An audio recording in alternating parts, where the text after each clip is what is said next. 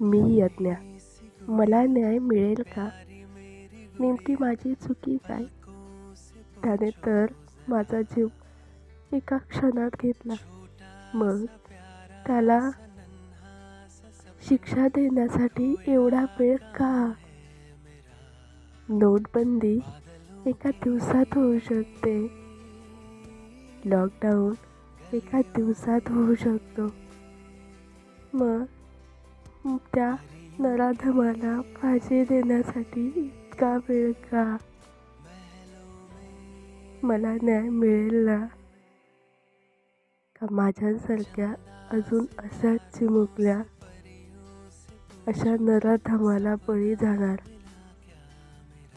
तोपर्यंत हे सरकार न्याय नाही का देणार?